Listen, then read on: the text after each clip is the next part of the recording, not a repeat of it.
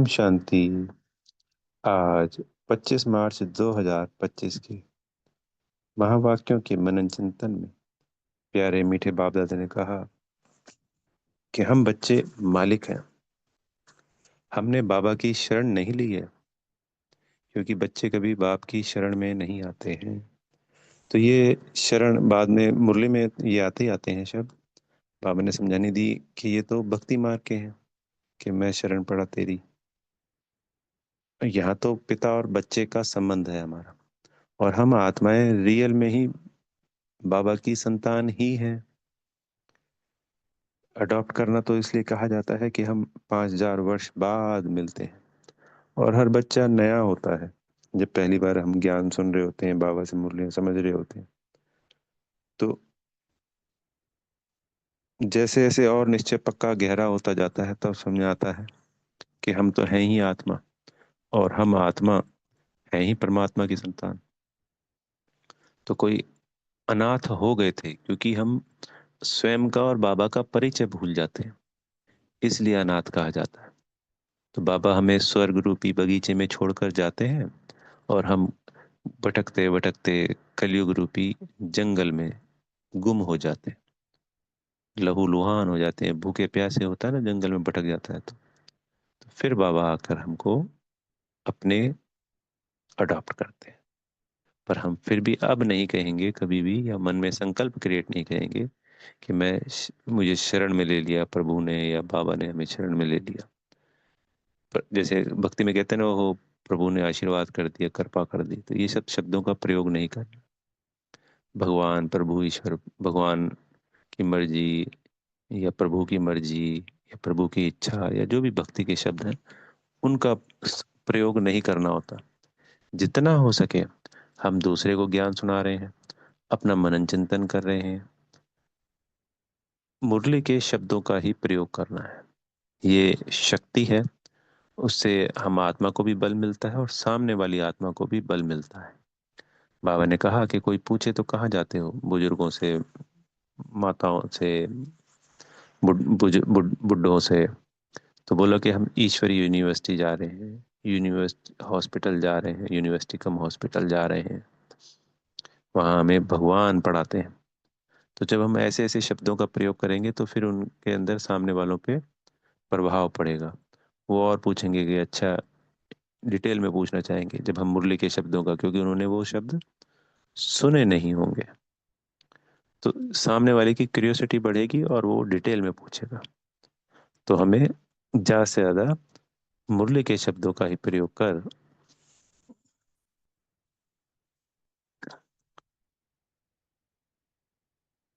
दूसरों को समझानी देनी है। जैसे बैच पर पूछते हैं, तो बैच पे भी समझानी देनी है। कोई भी हमारी बात को, मान लो हम वाइट ड्रेस पहनते हैं, तो पूछे भाई वाइट ड्रेस क्यों पहनते हो, तो ज्ञान के आधार से उनको समझाना होता है। फिर प्रश्न उत्तर है कि किस बात का सदा सिमरन रहे तो माया तंग नहीं करेगी। तो हम बाबा के पास आए हैं, बाबा हमारा बाबा भी है, टीचर भी है, सतगुरु भी है, परंतु है निराकार, साकार में नहीं करना। जैसे कल बताया था ना बाबा ने, ज्ञान माना स्वयं को आत्मा समझ परमात्मा को याद करना, भक्ति माना स्वयं को देह समझ कर याद करना। तो भक्ति और ज्ञान एक नदी के दो अलग अलग किनारे हैं, जो आपस में कभी मिल नहीं सकते। अगर दोनों में पैर रखेंगे तो हम ज्ञान में आगे नहीं बढ़ पाएंगे। इसलिए हमें भक्ति को पूर्ण रूप से भूलना होता है। तो हमेशा बाबा को तीनों संबंधों से, पिता, टीचर, सदगुरु, तीनों संबंधों से पूरे दिन में अनेकों बार याद करना। कोशिश करें कि जब जब बाबा को याद करें, तब तब टीचर सदगुरु के संबंध से भी उसी क्षण याद करें। अरे, मेरा बाबा तो मेरा बाबा भी है, मेरा प्यारा टीचर भी है, मेरा प्यारा सतगुरु जी भी है, और मैं उनका बच्चा भी हूँ, स्टूडेंट भी हूँ, और शिष्य भी हूँ। है ना, आज्ञाकारी बच्चा, ईमानदार स्टूडेंट, और फरमान बरदार शिष्य।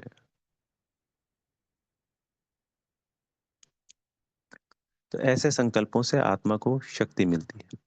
जागृति आती है, शक्तियां और गुण विशेषताएं इमर्ज होती है, बाबा से हमें दुआएं मिलती हैं। मेरा बाबा तो सर्वशक्तिवान है, ज्ञान का सागर, प्रेम का सागर, आनंद का सागर है। तो जिस दिन मुरली में बाबा जो महिमा के शब्द बोलते हैं ना कि मैं तो सुख का सागर हूँ, मैं तो आनंद का सागर हूँ, जैसे आज बाबा ने कहा है कि मैं सुख का सागर हूँ, तुम्हें भी मास्टर, तुम्हें भी सुख का सागर बनाता हूँ, और तुम्हें दूसरों को भी सुख देना है, स्वयं भी सुखी रहना है, दूसरों को भी।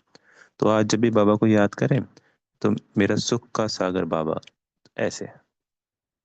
जिस दिन बाबा ज्ञान का सागर बोले, उस दिन ज्ञान का सागर बाबा। तो उस महिमा के शब्द को, जैसे पतित पावन हूं मैं, तो रोज ही बोलते हैं बाबा मैं पतित पावन हूँ, तो मेरा पतित पावन बाबा, मेरा दुख हरता सुख करता बाबा। तो बाबा की महिमा के साथ साथ बाबा को याद कर, उससे जो बाबा की हम महिमा करते हैं वो हम आत्मा में, वही जो विशेषता गुण है आत्मा में धारण होता है। इसलिए बाबा ने अपनी महिमा के लिए कहा है। कोई बाबा अपनी महिमा नहीं कराना चाहते, इसमें जो कराते हैं बाबा, उसमें सिर्फ और सिर्फ हम बच्चों का ही कल्याण समाया हुआ है।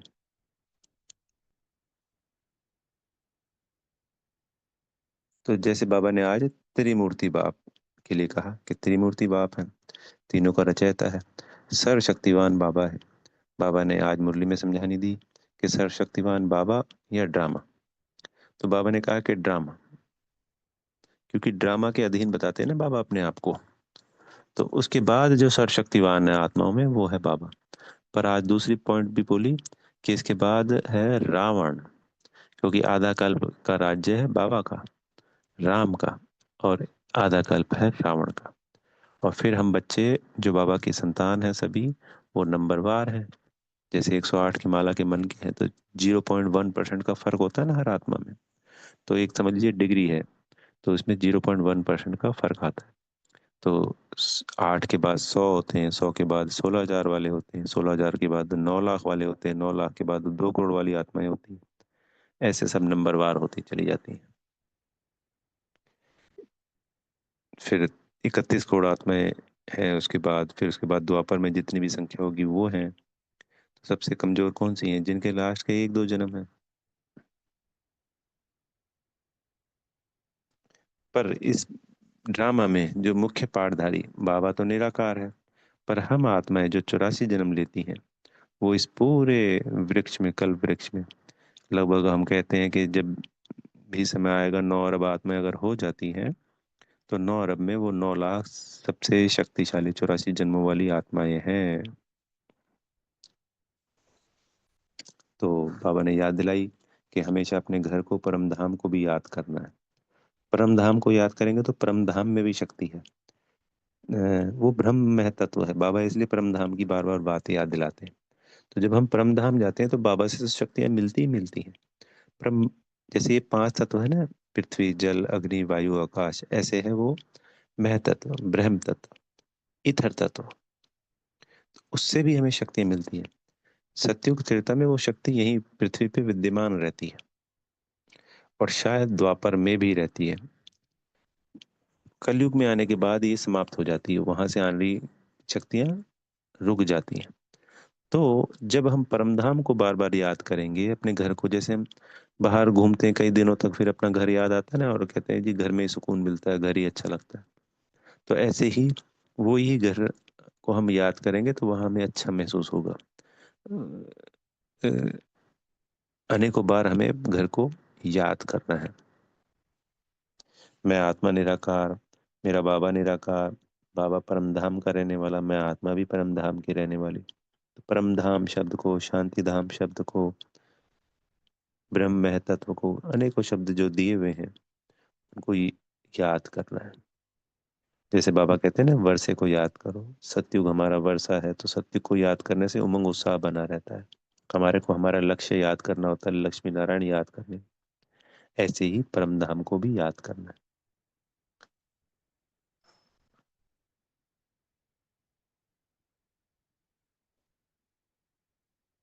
तो बाबा ने आज समझानी दी कि बाबा आकर हमको पतित से पावन बनाते हैं। एक तो अपने घर ले जाते हैं शांति धाम, और दूसरा है सुख धाम, वो हमारी राजधानी है। तो इस सुख धाम है बाबा की मिल्कियत, और ये दुख धाम है रावण की मिल गया। तो अब हमें इस संसार में जो कुछ इन आंखों से देखते हैं वो सब कुछ भूल जाना है। बाबा रोज रोज हमें ये पॉइंट जरूर याद दिलाते हैं। आज बाबा ने हमें सिनेमा पे भी याद दिलाया कि ये इस मुरली में वैसे नहीं, भाई जी ने बताया था सिनेमा, सिन का मतलब होता है पाप और माँ, तो पाप की माँ होता है सिनेमा। तो बाबा ने कहा कि कुमारियों पे बड़ा वो आता है, इसको देखकर गिर पड़ते हैं, और हमें सिनेमा को नहीं देखना है। तो कोई भी फिल्म है, नाटक है, पॉलिटिक्स, पॉलिटिक्स कहाँ होती है, न्यूज़ में, और भी, क्योंकि सब व्यर्थ ही है। टीवी नहीं भी देखते हैं तो जीवन चलता है। अगर हम साकार दुनिया की जो कलयुगी आत्मा है उनकी भी बात करें, तो जो ज्यादा, जैसे मीडियम क्लास है ना, एक होती है अपर क्लास, तो अपर क्लास टीवी नहीं देखती है। आज मोबाइल हो गया, पर जब मोबाइल नहीं भी था तब भी अपर क्लास कभी टीवी नहीं देखती है। ये वेस्ट ऑफ टाइम माना जाता है टीवी देखना। तो हमारा टाइम तो वैसे भी कीमती है, तो हमें ज्यादा से ज्यादा बाबा की याद में समय बिताना है।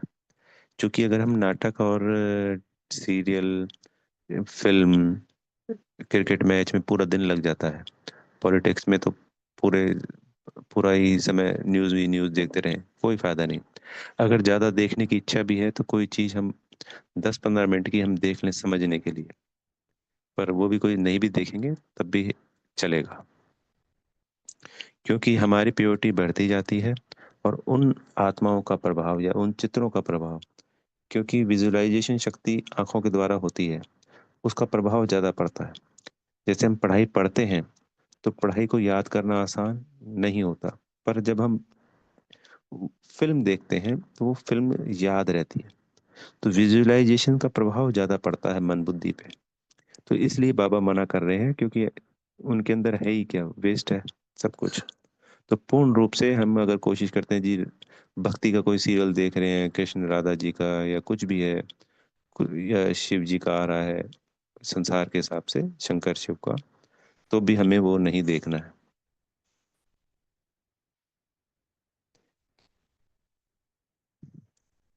जब यज्ञ में, जैसे रामायण और महाभारत, तो हमारा यज्ञ तो शुरू से है, तब भी वो उस वक्त मना होती थी कि ये नहीं देखना होता।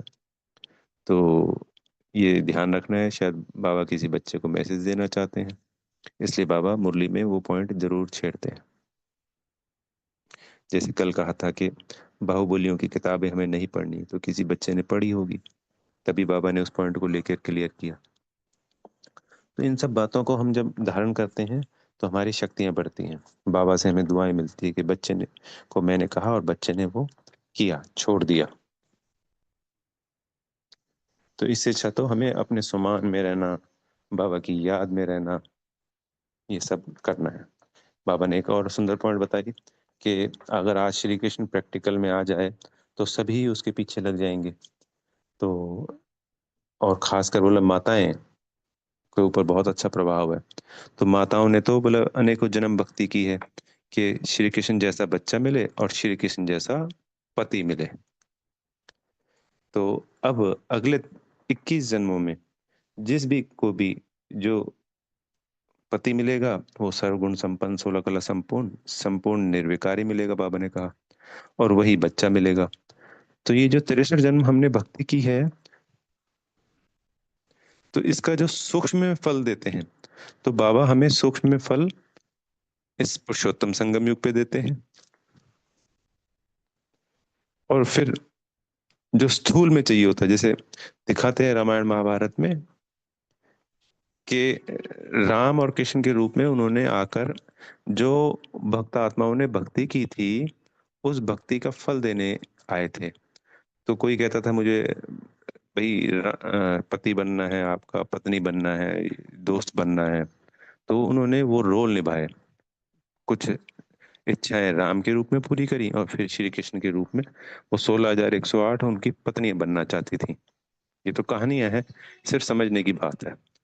तो हम तो सब संतान है शिव बाबा की, पर हमें उनके जैसा, जो हम श्री कृष्ण के रूप में भक्ति करी और उनको चाहा कि ऐसा पति मिले और ऐसा बच्चा मिले, तो वो हमें फिर सत्युग में मिल जाता है।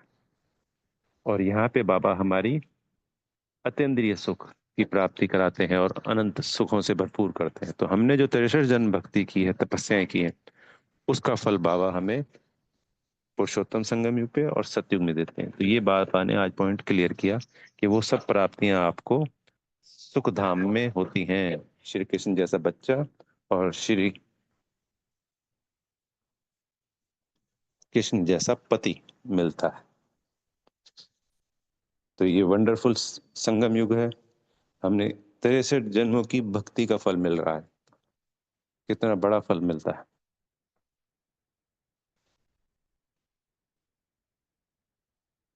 फिर बाबा ने आज वरदान दिया हमको कि 1 सेकंड में हमें अशरीरी स्थिति का अनुभव करने वाले प्रीत बुद्धि बनना है। तो जैसे बाबा ने संडे की परसों की अव्यक्त मुरली में कहा था कि ड्रिल करो, हम सो फरिश्ता सो देवता। तो 1 सेकंड के अंदर ही अपने आप को फरिश्ता स्वरूप में देखना होता है और फिर देवता इस रूप में, ये हम सभी जानते हैं। तो इस अभ्यास से मन शक्तिशाली होता है। तो ऐसे ही 1 सेकंड में, जैसे बाबा ने कहा कि भाई अशरीर बन जाओ, ये बाबा कहते हैं अपने आप को आत्मा समझ मुझ परमात्मा को याद करो। तो उस वक्त अपने आप को उस मुरली के आधार पर आत्मा समझ के बाबा को परम धाम में याद करो या अपने सामने समक्ष विजुलाइज करो। बाबा कहते हैं सुख धाम की बात करते हैं, तो अपने आप को देवता देखो सुख धाम में। तो जैसे जैसे बाबा कहते जाएं वैसे वैसे हमें करते जाना है। तो ऐसे ही हम दिन में अनेक बार अपने आप को आत्मा देखें, 1 1 सेकंड के लिए, 2 2 सेकंड, 5 5 सेकंड्स के लिए। जैसे अब बाबा ने ये पॉइंट हमें वरदान दिया है, तो इस वक्त हम सभी अपने आप को अपनी स्मृति में लाएंगे अशरीरी स्थिति में। तो वो बाबा ने कहा कि वो प्रीत बुद्धि बन जाएंगे, क्योंकि बाबा भी निराकार और हम भी निराकार। जहाँ प्रभु प्रीत है वहाँ अशरीरी बनना 1 सेकंड के खेल के समान है। तो इसके लिए एग्जाम्पल दिया बाबा ने कि जैसे स्विच को ऑन करते हैं तो अंधकार 1 सेकंड में दूर भाग जाता है, कोई टाइम थोड़ी लगता है। तो ऐसे ही हमें प्रीत बुद्धि बन हमेशा अपनी स्मृति, आत्मिक स्मृति का स्विच ऑन करना है और बाबा की याद में खो जाना है। लास्ट में बाबा ने कहा बाबा शब्द ही पुरानी दुनिया को भूलने का आत्मिक बॉम्ब है। फिर स्लोगन है देह भान की मिट्टी के बोझ से परे रहो तो डबल लाइट फरिश्ता बन जाएंगे। वही अपने आप को आत्मा समझना, और कभी कभी हमें अपने आप को फरिश्ता भी देखना है। तो जैसे जैसे ये आत्मा के अंदर से देह भान की जो मिट्टी हमने जमा कर ली इसके ऊपर, वो मेल्ट होती चली जाएगी, समाप्त होती चली जाएगी, तो हम अपने आप को हमेशा डबल लाइट फरिश्ता अनुभव करेंगे। फिर अव्यक्त इशारे में था कि सत्यता की परख है संकल्प, बोल, कर्म, संबंध, संपर्क, सब में दिव्यता की अनुभूति होना। तो दिव्यता का जो गुण है वो बाबा से हमें परम धाम में जब जाते हैं तो जरूर धारण करना है कि दिव्य शक्तियां आ रही हैं, बाबा से मैं दिव्य शक्तियां ले रहा हूँ। दूसरा, हम स्वमान में ले सकते हैं कि मैं दिव्य आत्मा हूँ। होता है ना, मैं महान आत्मा हूँ, मैं सर्व मास्टर सर्वशक्तिवान आत्मा हूँ। ऐसे ही मैं दिव्य आत्मा हूँ। तो हमारा दिव्यता का ऑरा शक्तिशाली होता है। तो बाबा ने कहा कि कोई कोई ये सिद्ध नहीं करना पड़ता कि मैं सच बोलता हूँ। जिसके अंदर दिव्यता है उसको हमारी कही हुई बात अपने आप ही सत्य लगेगी। और अगर दिव्यता नहीं है तो दिव्यता ना होने के कारण अगर हम सच भी बोल रहे हैं तो वो उसको सच नहीं लगेगा। और सच को बोला सिद्ध नहीं करना होता है, बाबा ने कहा सत्य समय प्रमाण स्वतः ही सिद्ध होगा। अगर हमारे अंदर दिव्यता है तो हमें बहुत लंबा चौड़ा नहीं समझाना होता सामने को, चुप भी रहेंगे। और उस वक्त उसने को गलत फहमी भी है, सामने वाले आत्मा को कोई हमारी बात को गलत समझ रहा है और हमने चुप धारण कर रखा है, तो समय आने पर वो अपने आप समझ जाएगा कि सत्य क्या है। सत्य की शक्ति दिव्यता के साथ स्वतः ही कार्य करती है। अच्छा, ओम शांति। बेहद का धन्यवाद मेरे प्यारे मीठे बाप दादा जी का, माता पिता जी का, आप सभी आत्मा भाइयों का। बेहद की दिल से शुभकामनाएं, शुभ भावनाएं सदा अशरीरी स्थिति का अभ्यास से बाबा की याद में रहने वाली दिव्य आत्माएं आप बन गए। ओम शांति।